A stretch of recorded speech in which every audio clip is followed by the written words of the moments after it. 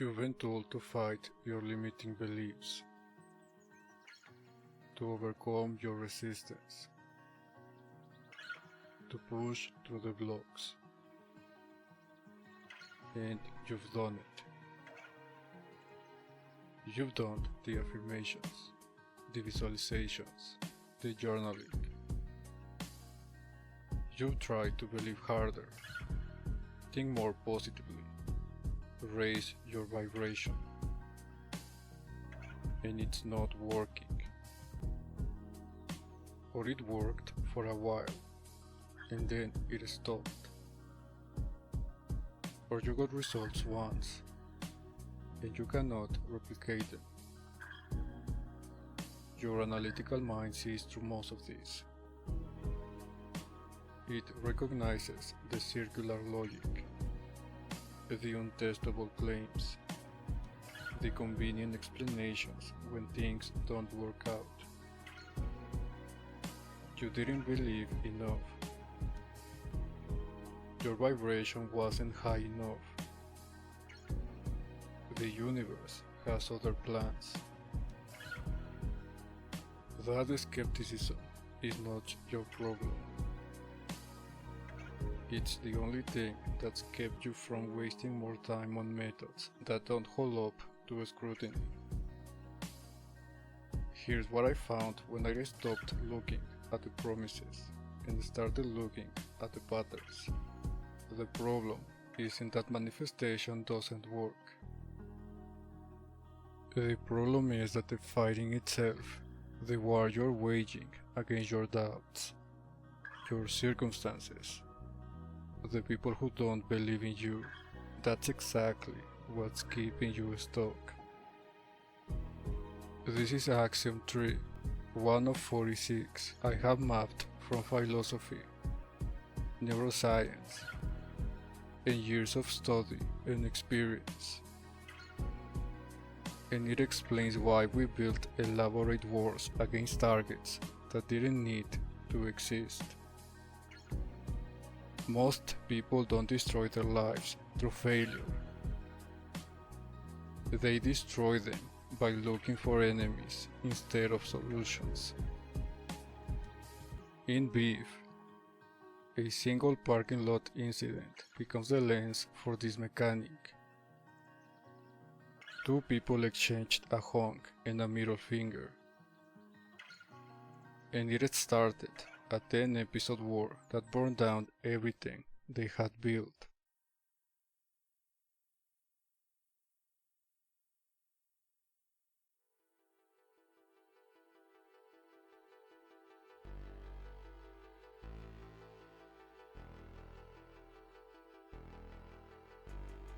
Imagine a kingdom in crisis. Crops are failing, people are starving, children are sick. If a kingdom is suffering and the people are sick, they look for any way out of the misery. The king calls his advisor. The advisor examines the kingdom and delivers his report. The soil is depleted from decades of over-farming. The trade routes we relied on have been disrupted by our own tariffs. Our policies created dependency on a single crop, and now that crop is failing. This will require systemic change.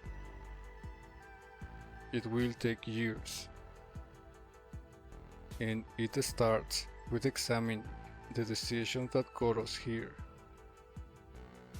That's the real answer, but it's messy, and it points the finger back at the kingdom's own choices.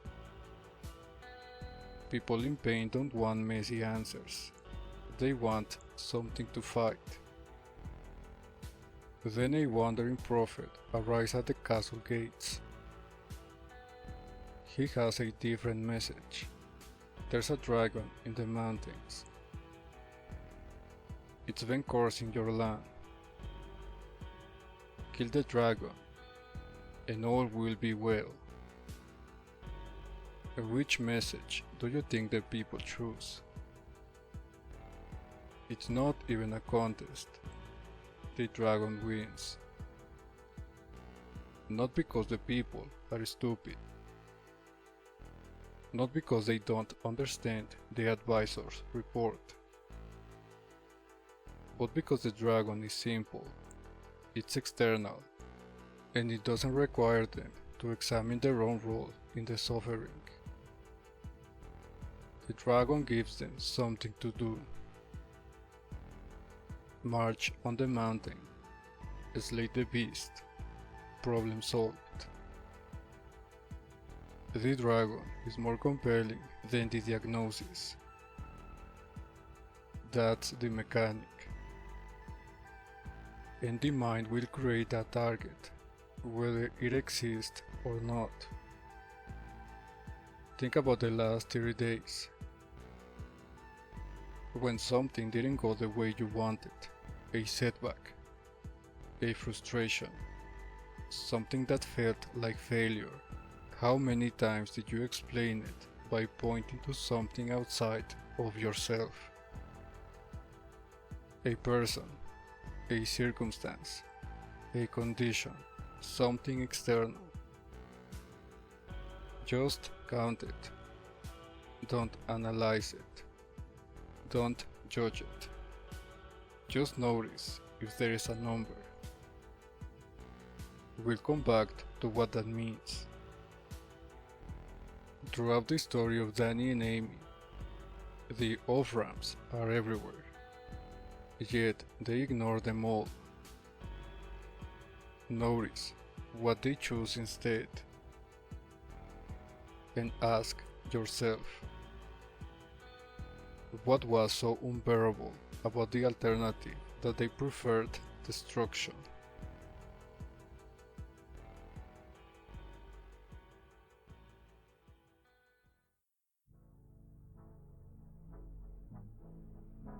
Danny Cho is backing out of a parking space. Amy Lau is behind him, waiting.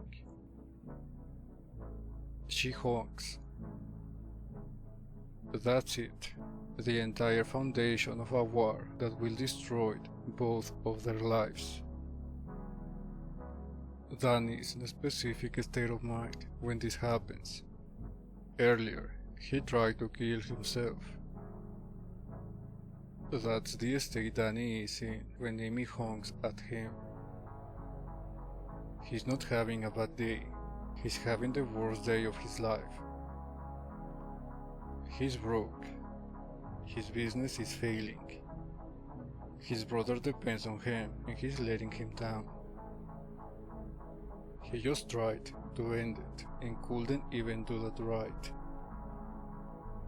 So when Amy honks, when this stranger in a white SUV lays on her horn because he's taking too long, something snaps. He doesn't drive away. He chases her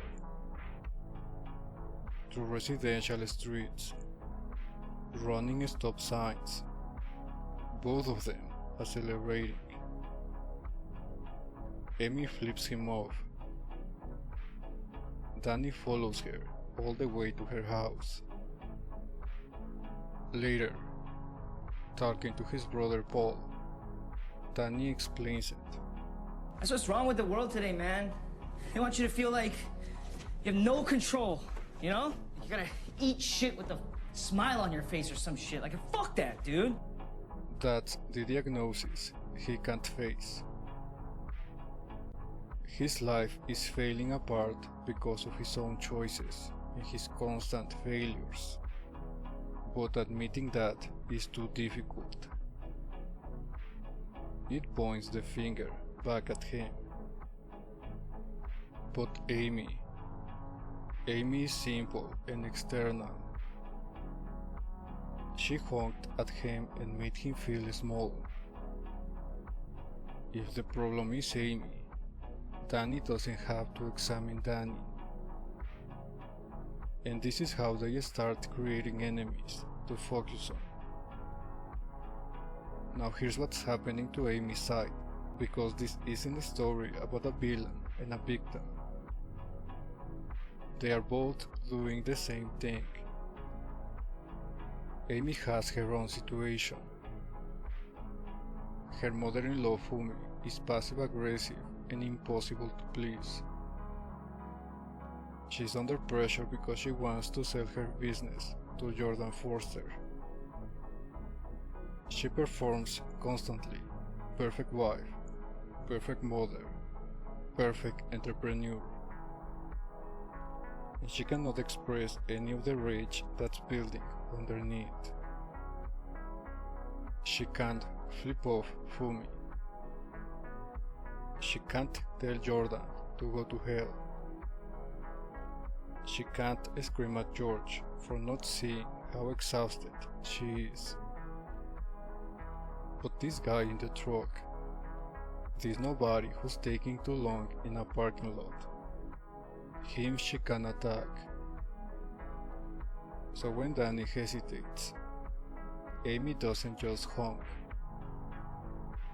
She lays on the horn. She flips him off. She engages. This wasn't road rage that just happened to Amy. She participated. She needed a target too. At this point, a single honk has already sent two lives in a completely different direction. And then it gets worse.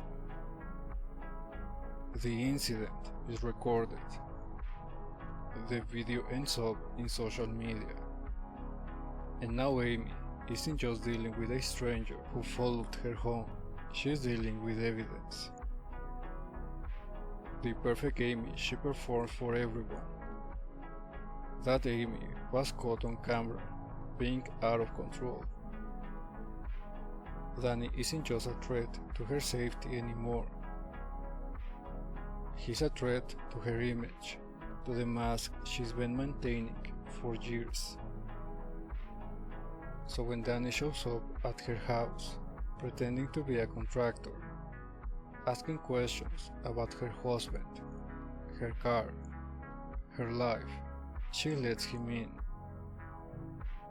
He asks, "Oh, he's Japanese. Yeah. Hey, where's your garage?" He's doing surveillance. He noticed their car. This is a nice car. Your husband like driving this?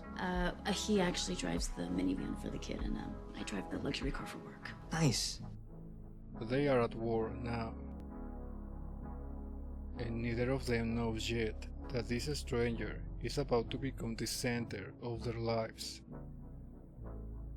These two people took a single honk and turned it into a war.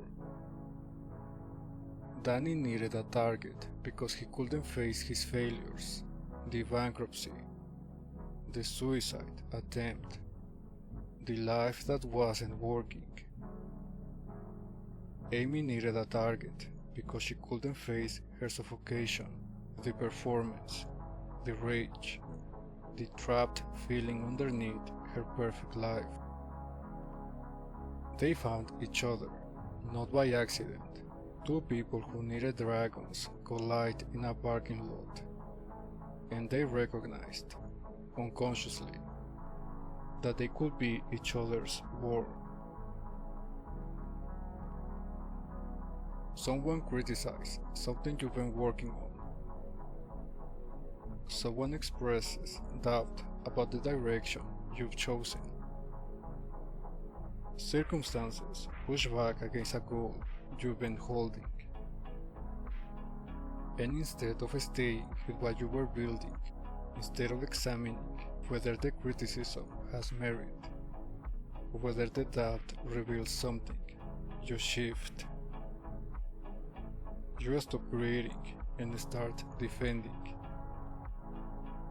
The war becomes more real than the work. The argument more urgent than the outcome. Danny could have gone home and faced his life. Instead, he chased Amy through the streets. You could stay with the discomfort of the setback. Instead, you create a target, the critic, the circumstance, the obstacle, and suddenly you have something to fight. It feels like progress, like you're doing something.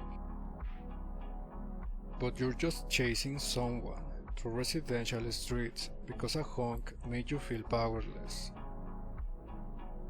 And this doesn't just happen when things are falling apart.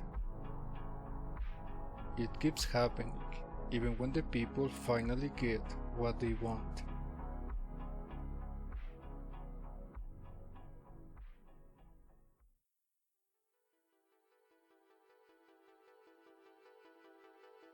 This is Axiom 3.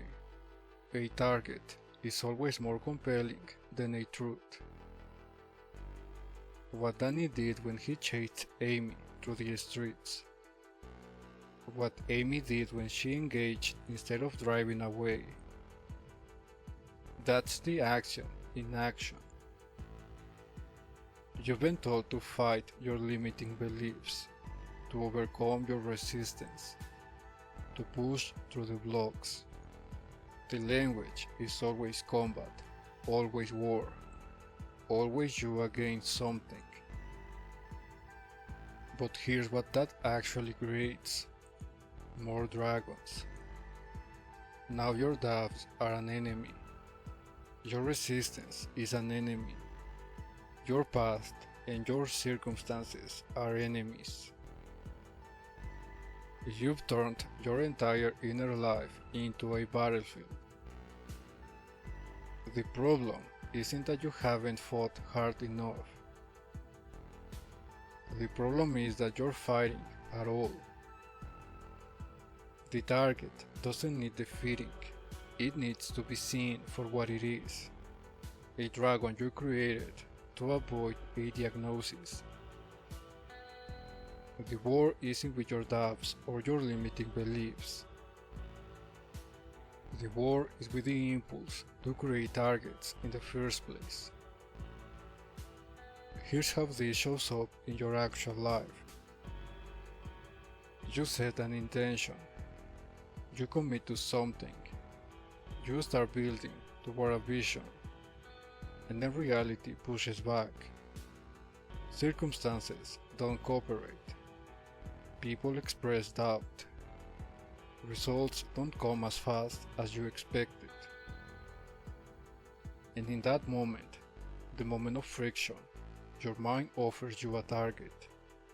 The economy, the people who don't support you, your limiting beliefs, your past trauma, something to blame, something to fight. And you take it, because the target feels more urgent than the work, and the work feels more real than the vision. The fix isn't fighting harder, it's recognizing the dragon, seeing that you created it, understanding that it exists because there is a diagnosis underneath that feels too expensive to face. This is the gap that most teaching never addresses. They give you the what, but not the how. Like having a car key, but not understanding of how the engine actually works. People frustrated with their manifestation progress should understand why it's failing and how to defend against the failure, the mechanics, the timeline, the internal war, not just be told to believe harder or overcome resistance. That's why I built this framework. 46 axioms, 29 advanced principles, all mapping the mechanics of why people stay stuck and how to stop. 8 months later, when both Danny and Amy are finally doing well, the pattern stays identical.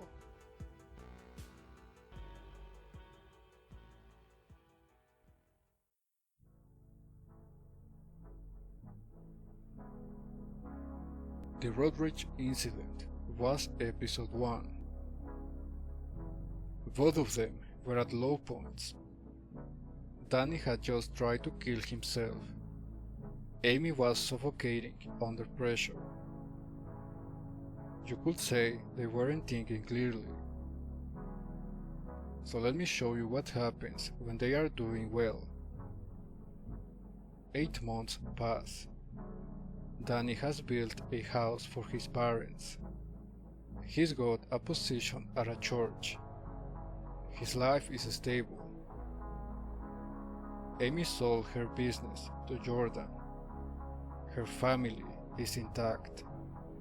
The war is over. Both of them have achieved what they said they wanted. Now watch what happens when they see each other at a party. Each George art party. Amy's husband is the one being celebrated. The room is full of successful people. Amy is there as the supportive wife. Danny is there because, well, it's not entirely clear why he's there. They see each other across the room. 8 months of silence, no contact. The war had ended. Neither of them had to say a word. Danny says to her, Is that new hair? I like it. What do you want, Danny? Amy doesn't walk away. She engages. I came to talk. About what? You being a fucking stalker? Yo, take it down. It's old you. I don't appreciate you talking to my husband. And then Danny asks the question that reveals everything. You're like, I don't know, happy and shit. What? All your hard work paid off, right? You're fulfilled. I just want to know if I gotta get to where you are. He's not asking about her. He's asking about himself. He's looking at Amy, at her success, her family, her stable life, and he's asking, did it work? Did getting what you wanted actually make you happy? Because it didn't make him happy. He built the house, got the church position, achieved the external markets of success, and he still feels empty. Amy's answer is worse than he expected. Everything fades. Nothing lasts. We're just a snake eating its own tail. That's not philosophy, that's despair. Amy got everything, sold the business, kept the family, maintained the image, and she feels nothing. The void is still there, and the success didn't fill it. They separate. The party continues. Let's stop here. 8 months of peace. Same emptiness. The target didn't disappear. It just went dormant. Moments later, Danny sees it. Amy turns and there's a tattoo on her back. He recognizes it from a photo. A photo that Kayla sent to Paul during their emotional affair. The woman his brother fell for. The woman who broke Paul's heart. Danny screams across the room.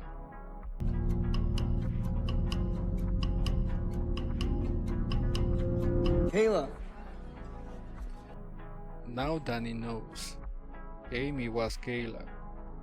She infiltrated his family. She used his brother. Danny leaves.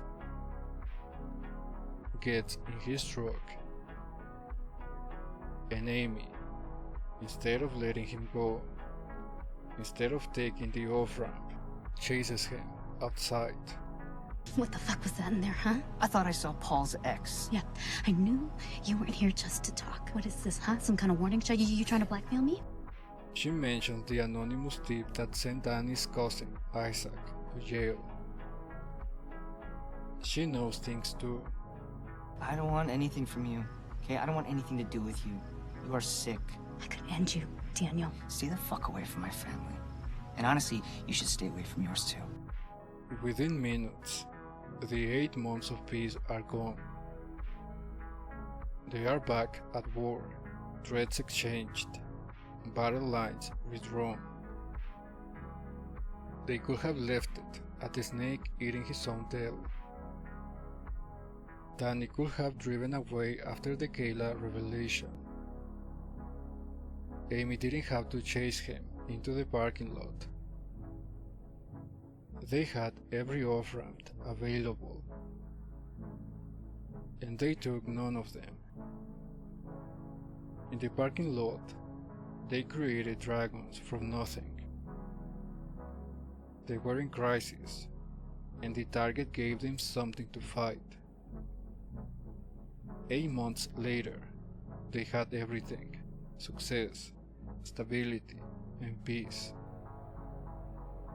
And they destroyed it on purpose. For both of them, the war was more compelling than the peace. Peace was empty. Danny's success didn't fill the void, and neither did Amy's. They achieved the external markets and still felt nothing. But the war gave them something the peace couldn't: purpose, meaning, a reason to feel alive. Things start working. You're making progress. Opportunities appear. The thing you've been building is actually building. And instead of staying with it, instead of letting the momentum continue, you find something new to fight. It's not happening fast enough. This person is still blocking me. I still have limiting beliefs I need to overcome. You had peace, you had momentum, and you created a new dragon because the peace felt fragile. The success felt empty. And fighting feels like doing something, while waiting feels like nothing. How many times have you been on the edge of a breakthrough and found a reason to go back to battle? Why would successful people destroy their lives for a war that started with a honk? Something happened before the parking lot, something that made targets the only survival strategy they know.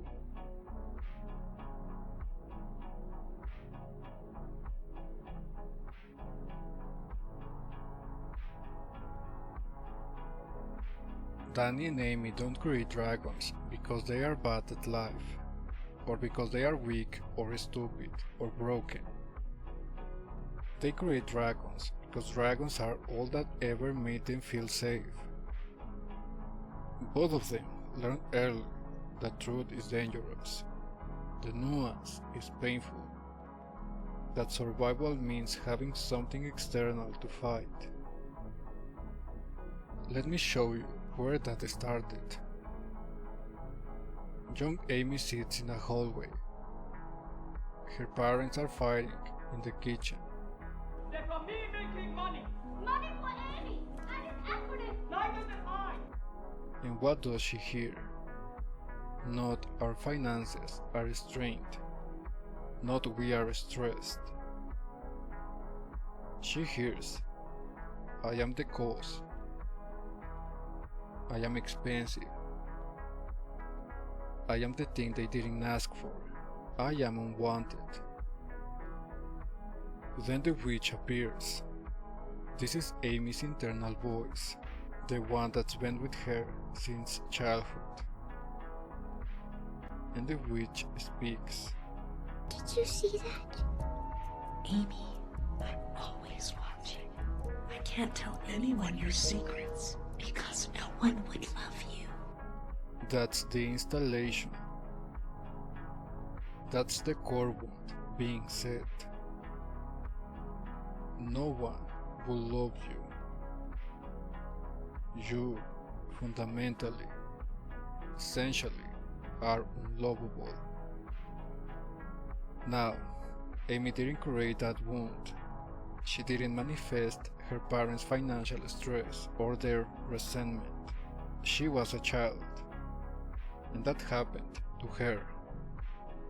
But the witch stayed and grew. And adult Amy has been running from the witch ever since. Every dragon Amy creates, Danny, the road rage, the war, protects her from having to sit with the witch. Because if she stops fighting external enemies, she has to face the internal one. The voice that says no one will love her if they really knew her. Dragons kept the witch quiet. Danny's fragments are different, but the pattern is the same. Young Danny was bullied. He felt powerless, alone, like he didn't matter. And then Paul came along, his younger brother, someone who needed him, who looked up to him, who wouldn't leave. There's a moment where young Danny talks to Paul about the school. He says, "You have to go to school." Mom, it's one day. Paul likes having me around. No. Paul, if you study really hard and skip 3 grades, then we can go to school at the same time. on the surface, it looks like brotherly love. But underneath, it's control. Danny needs Paul dependent on him. Needs Paul close, because if Paul doesn't need him, Paul might leave. And Danny cannot survive being alone again. The pattern continues into adulthood. Danny threw away Paul's college applications. We learned this early in the same episode. He sabotaged his brother's future to keep him close. All because he is terrified of abandonment. And then there's the fire. Danny did the electrical work on his parents' house, the house he built for them, their dream. The fire investigator delivers the diagnosis directly. We found faulty wiring. There's a 30 amp breaker in the house, but there's 14 gauge wiring all over. An absolute moron installed this. An absolute moron. He caused the fire, destroyed his parents' dream, through incompetence, through his own failure. He's on the edge. The truth is right there. He could accept it, face the truth. Instead, he goes to Paul and says, Yeah, I spoke to the investigator. He said he found a gasoline canister and a glove nearby the house. It was a woman's glove. It's Amy. Dragon created in real time to avoid accepting that he is a moron. Again, Danny didn't choose to be bullied as a child. He didn't choose the terror of abandonment that got installed early. That happened to him.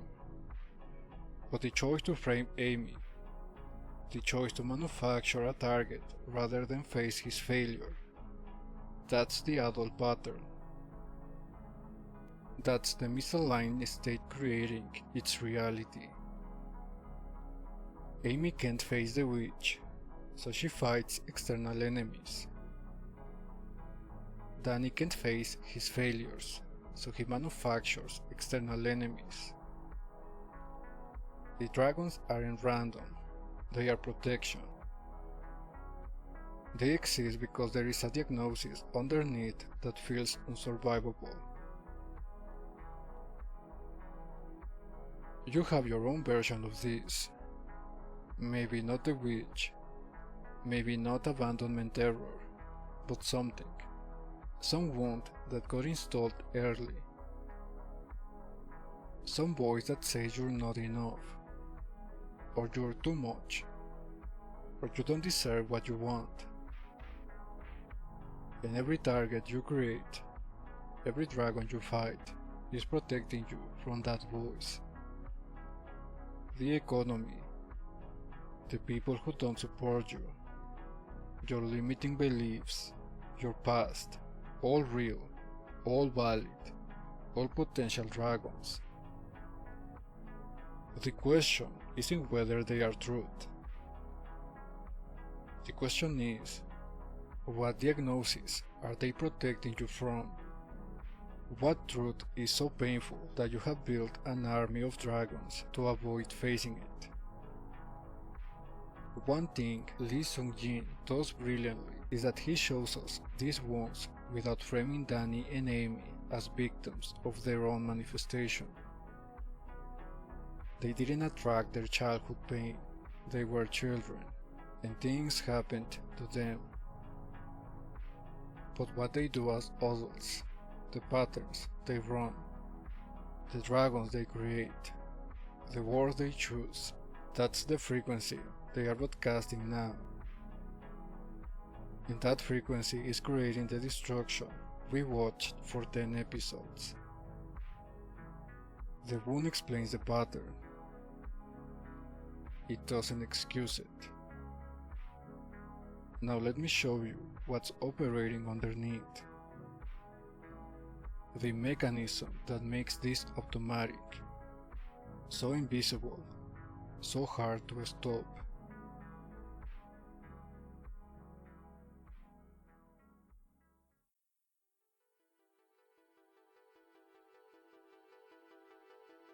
This pattern isn't random. It's been documented across philosophy, neuroscience, and behavioral economics. And once you see the mechanism, you'll understand why it's so hard to stop and why most people never do. Nassim Taleb calls this the narrative fallacy. The brain doesn't like raw data, complexity, or many factors contributed to this outcome over time. The brain wants stories, clean, simple, cause and effect stories. Taleb gives this example. The king died and the queen died. It's hard and doesn't motivate you to remember. But the king died and the queen died of grief. That sticks. The second version has a story, a cause, a villain, even if the villain is just sadness. Danny's story, Amy is my enemy. She's the source of my problems. It's clean. It has a villain. It has a solution. They fit her. It's easy to hold in your mind. The truth. My life is empty because of choices I have made over years. Patterns I can't see. Wounds I haven't faced. Is messy. It implicates him. There's no villain to fight. No clear solution. So the brain chooses the story every time. Yuval Harari documents something called the meaning paradox. People report higher levels of happiness when their lives have purpose, even if the moment-to-moment experience is difficult. A parent raising children reports more meaning than someone on a beach. A soldier in a war reports more purpose than someone in comfortable retirement. The content of the purpose almost doesn't matter. What matters is having something that organizes your life, that makes the struggle feel like it's for something. This is why Danny and Amy choose war over peace at that party. Both of them were successful. Both of them were miserable. This success didn't give them meaning. It just gave them comfort, and comfort felt empty. But war gave them purpose. Fighting each other organized their lives. It made them feel like they were doing something, like they mattered, like they struggled, had a point. Fighting your limiting beliefs works the same way. It feels like progress. It gives you a mission. You wake up with something to overcome, something to defeat. It's not actually progress, but it feels like it. And feeling like progress is often enough to keep you trapped in a war that leads nowhere. This is why the totalitarian ego, the voice in your head keeping you stuck, loves targets. If the problem is external, no internal change is required. If Amy is the enemy, Danny doesn't have to look at Danny. If your limiting beliefs are the enemy, you don't have to look at the frequency underneath that keeps generating them. The ego will create dragons endlessly to avoid one moment of genuine self-examination. And here's what makes it so insidious. The ego prefers battles it can lose forever over diagnoses it will have to accept once. Danny could have accepted I caused the fire one time, one painful moment of truth, one admission, and then it's done. He knows he can move forward. Instead, he chose framing Amy, haunting her, destroying his life and hers, all to avoid one sentence: I am the moron who burned down my parents' dream. The ego will trade years of war for seconds of truth. Every time, unless you see it happening. This connects directly to Axiom 15. What you resist persists. Danny resists Amy. Amy resists Danny. And by resisting each other, they make each other permanent fixtures in their lives. They can't stop thinking about each other, planning against each other, feeding the war. The thing you resist becomes the thing you can't escape. This is why fighting your limiting beliefs backfires. You resist the doubt, the fear, the inner voice, and by resisting, you make it permanent. You feed it attention, give it power. You're not just distracted by the dragon, you're feeding it. The only way to defeat a dragon you created is to stop creating it. Stop resisting. Stop fighting. Let it exist without engaging, and watch it lose power. So when you sit down to work on what you're building, and your mind offers you a target, watch the mechanism. The economy is the problem. That's the narrative fallacy, a simple story replacing a complex truth. If I just defeat this belief, I'll be free. That's the meaning paradox. Fighting feels like progress, even when it leads nowhere. I need to overcome my resistance. That's the ego creating a dragon to avoid self-examination.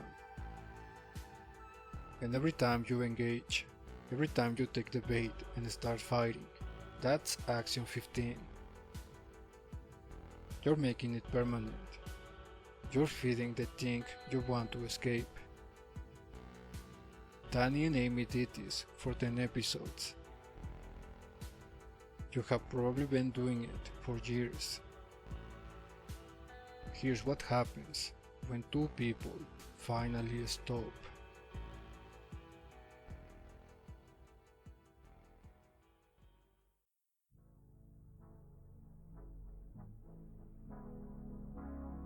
Every opportunity to stop, parking lot, could have driven away 8 months of peace, could have stayed silent at the party, fire investigation, could have accepted the truth. They choose war every time. Now they are in a desert. They've eaten poisonous berries. They are dying. And for the first time, they don't have the energy to fight. They are delirious. The poison is working through their systems. They are lying on the ground, barely able to move. And Danny asks a question he's never asked before. Why is it so hard for us to be happy?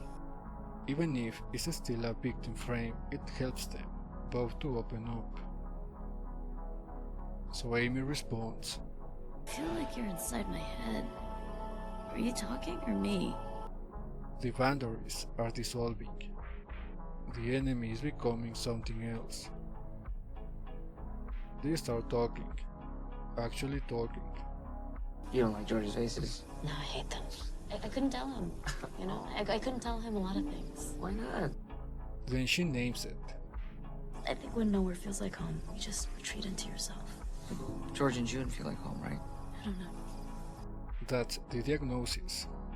Not the which words exactly, but what lives underneath them. Nowhere feels like home.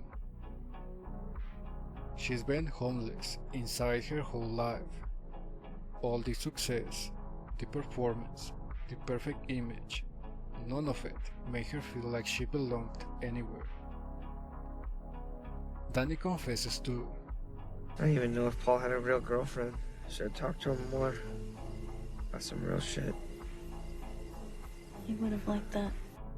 That's his diagnosis, the abandonment fear.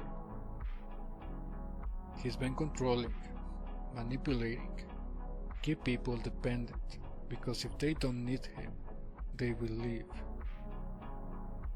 Amy keeps confessing. I used to think June was the answer. No matter what I did or didn't do that day, her love would never waver. I expected this little child to make me whole. That's her second diagnosis, the unlovability wound. She thought her own daughter would finally be the person who loved her unconditionally.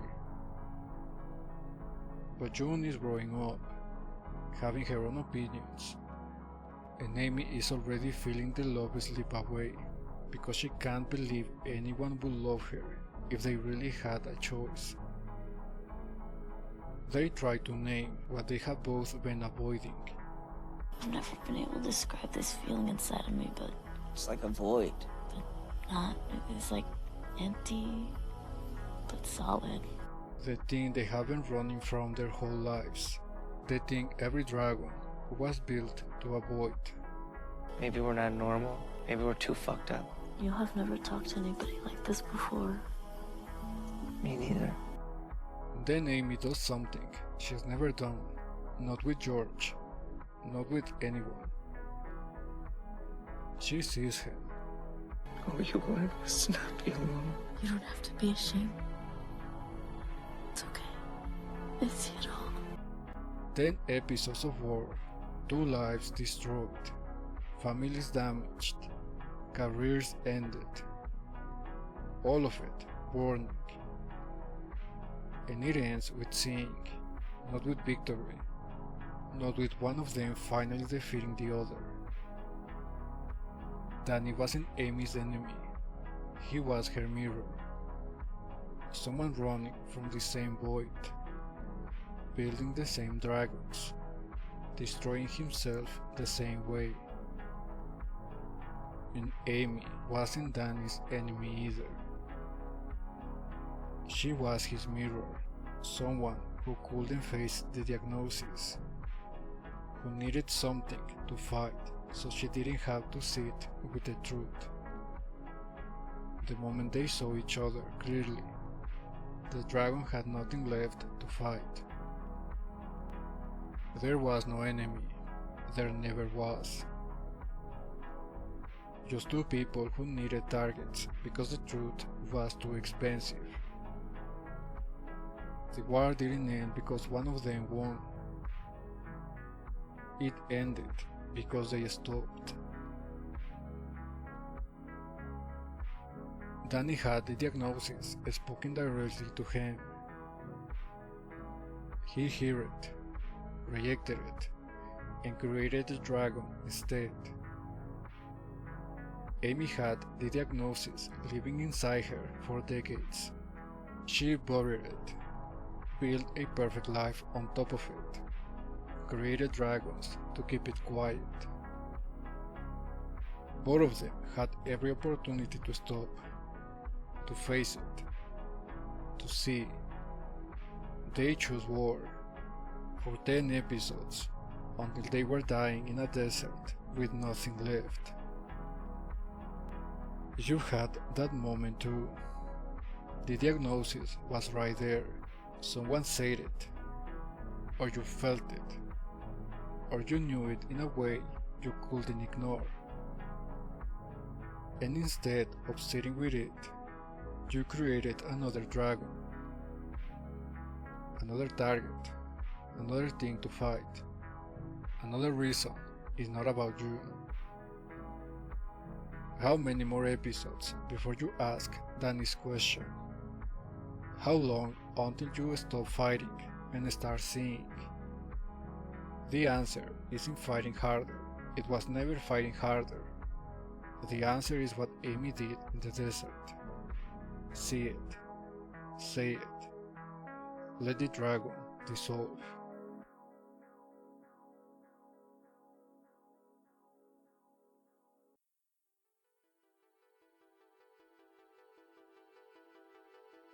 You have something you're building toward. Maybe it's a relationship, a career shift, a version of yourself that feels more real than who you've been. And something keeps getting in the way. The economy changes. A deal falls through.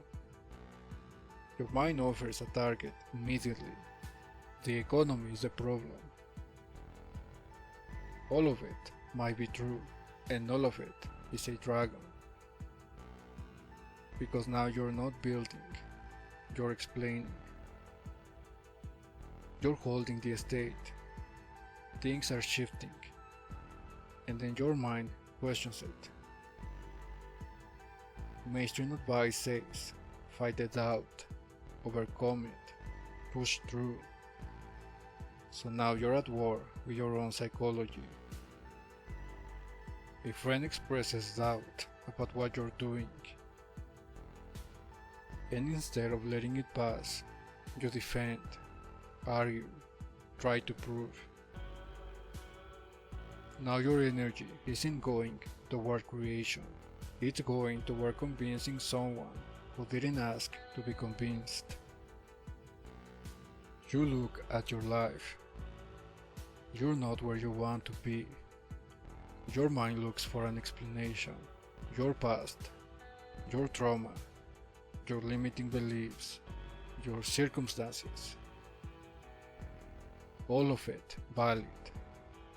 All of it potential dragons. Think about the last 6 months. How many times did you explain a lack of progress by pointing to something external? A circumstance, a person, a condition outside your control. How many times did you decide to fight or overcome something internal? Your doubts, your fears, your resistance. How many times did someone offer you a diagnosis, feedback, an observation, a truth, and you created a dragon instead of sitting with it? Count it. That's the number. That's how many times you choose target over truth. You're stuck because you keep creating dragons. Every target is energy diverted from creation. Every dragon you fight is attention pulled away from the thing you actually want. Amy and Danny burned their lives fighting dragons that started with a honk. Everything destroyed. Over nothing. What are you burning?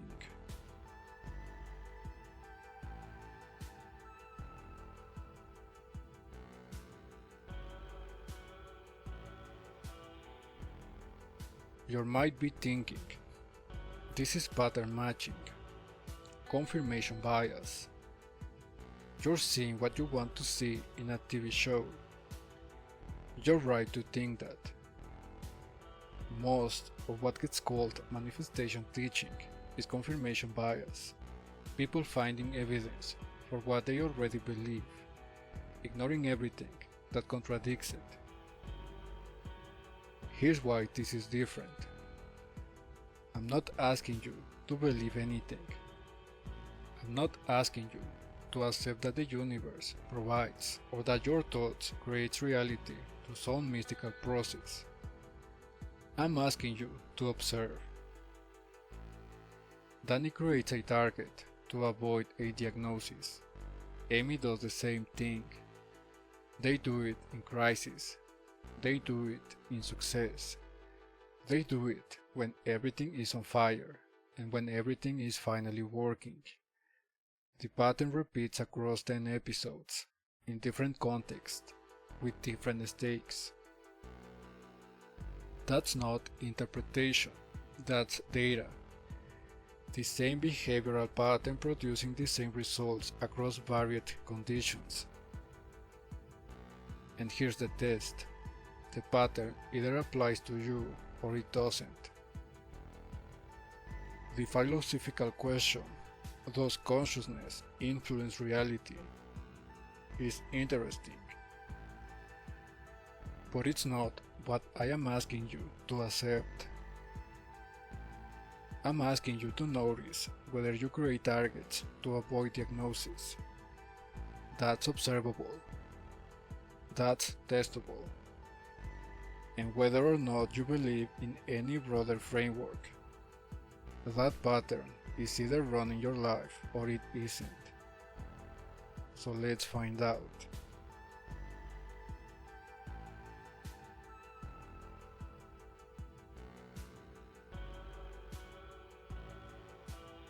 So how do you stop creating dragons? Not by fighting harder, that's more war. Not by suppressing them, resistance feeds them. Not by overcoming your limiting beliefs, that just puts the dragon factory on over time. You stop by seeing them as dragons. Recognition removes the power. A dragon you can name is a dragon that can operate in the dark. 4 steps. Step number 1. Name the dragon. When you're stuck, when you're blocked, when you're frustrated and your mind is already looking for something to blame, pause. Ask one question. What I am blaming right now? Write it down. The economy, a person, your limiting beliefs, your past, your circumstances, whatever your mind is suffering as the reason you're not where you want to be. Here's the key. The blame can be accurate and still be a dragon. The question isn't, is this true? The question is this a target I'm using to avoid a diagnosis? Naming makes it visible. Write it down. Say it out loud. I'm blaming X right now. Visible dragons lose power.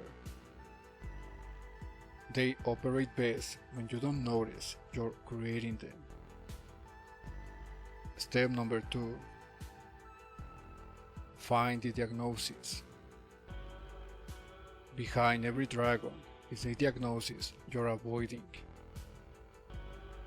Danny's dragon was Amy, but Amy was protecting him from his diagnosis, his failures, his incompetence, the fire he caused, the life that wasn't working.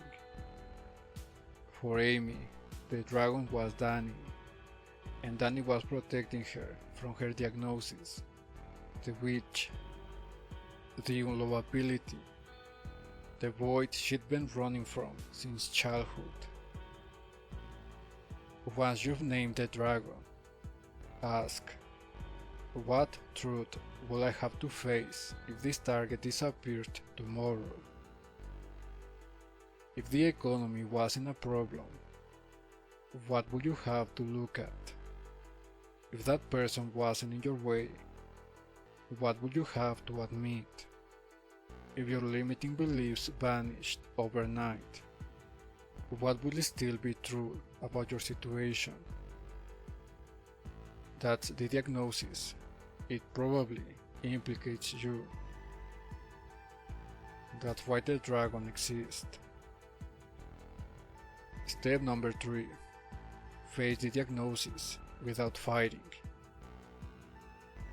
This is where most teaching fails. Face your fears becomes another fight. Confront your limiting beliefs becomes another war. You're told to battle the diagnosis the same way you battle the dragon. That doesn't work. You already know why. Axiom 15. What you resist persists. The practice isn't fighting the diagnosis, it's seeing it. Without resistance, without trying to fix it immediately, without arguing with it. Danny saw his in the desert. Amy said it to him. All you wanted was to not be alone. Amy saw hers. She said it herself. Nowhere feels like home. They didn't fight those truths or overcome them. They acknowledged them, and the war ended. Your diagnosis doesn't need defeating. It needs to be seen, said out loud, written down. I've been avoiding the truth that. Fill the blank. Say it. Don't argue with it. Don't fix it. Just see it. That's the step most people skipped. They go from naming the dragon straight to trying to solve something, but the solving is just another war. The seeing is what dissolves the dragon. Step number 4. Redirect the energy. Every dragon consumes energy, attention, focus, time. All of that could be going toward building, toward creating, toward manifesting the thing you actually want. Once you've named the dragon, found the diagnosis, and seen it without fighting, the energy returns. It has to go somewhere. Ask, what would I create if I wasn't fighting? What would you build with the energy you are currently spending on dragons? That's not a rhetorical question. Actually answer it. Write it down. The project, the relationship, the vision, the next step. That's where the energy goes now. These 4 steps are simple, but they are not easy. Naming a dragon is simple. Finding the diagnosis underneath, the one that implicates you, the one you've been avoiding for years, that's not easy. And seeing it without fighting is simple in concept, but actually doing it when the diagnosis touches something deep, a wound from childhood, a pattern you've carried for decades, that's not easy either. If you find any of these steps difficult to execute alone, that's not weakness, that's honesty. Some diagnoses need a witness, a friend, a therapist, a coach, someone who can hold the space while you look at something you've never been able to look at by yourself. If that's you, do it. Get the support. There's no version of this where avoiding the diagnosis works.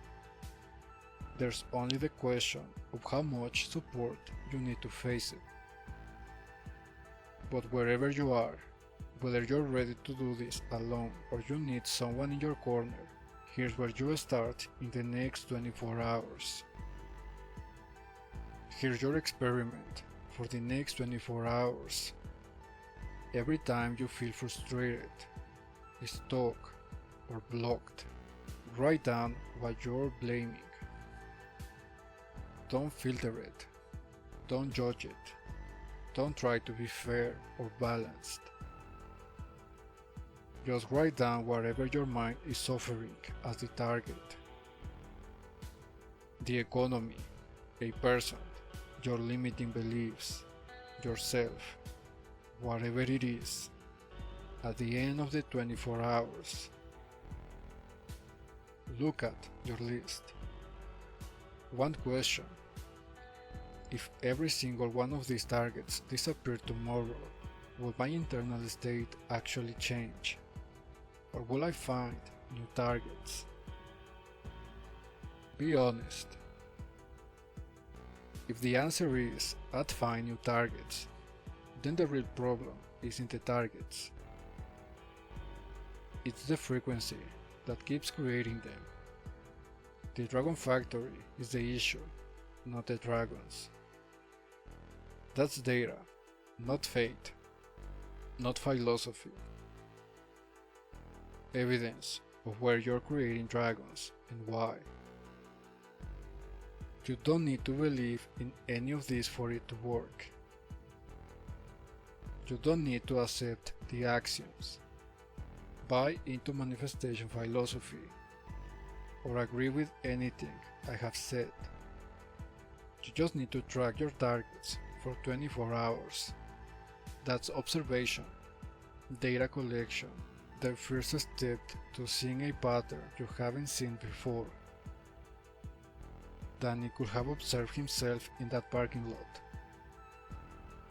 He could have noticed, I'm creating a target because I can't face what's actually happening in my life. He didn't. He observed 10 episodes too late, dying in a desert, having destroyed everything. You can observe now.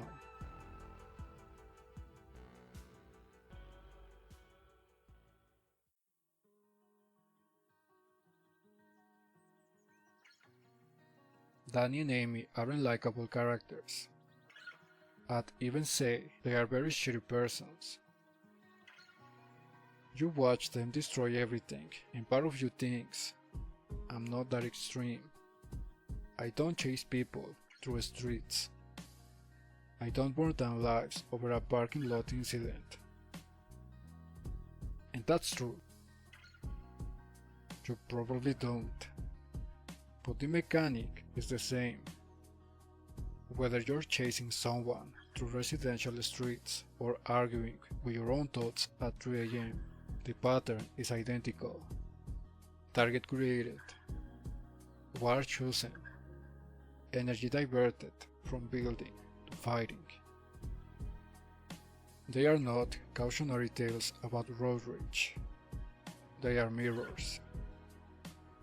But there's a question this video didn't fully answer. What happens after you see the dragon? After you name it, find the diagnosis, and face it without fighting? For some of you, that's enough. The dragon dissolves, the energy returns, and you move forward. But for others, you see it, and it's still there. You understand the pattern, and you keep running it anyway. You know what you are doing, and you can't stop. That's Axiom 15. What you resist persists. Seeing isn't enough if you're still resisting what you see. And Danny and Amy, even in the desert, even after the confession, they still had residue. Years of resistance don't disappear in one conversation. If you've ever felt, I understand the pattern, I see the behavior, but I can't stop, that video shows why. It's called The Resistance That Keeps Repeating, and it uses Silent Hill F to show how resistance becomes a loop you can't escape. That's next if you want to go deeper. But wherever you go from here, the starting point is the same. The target experiment, 24 hours. Every time you're frustrated, stuck, or blocked, write down what you're blaming. At the end of the 24 hours, one question.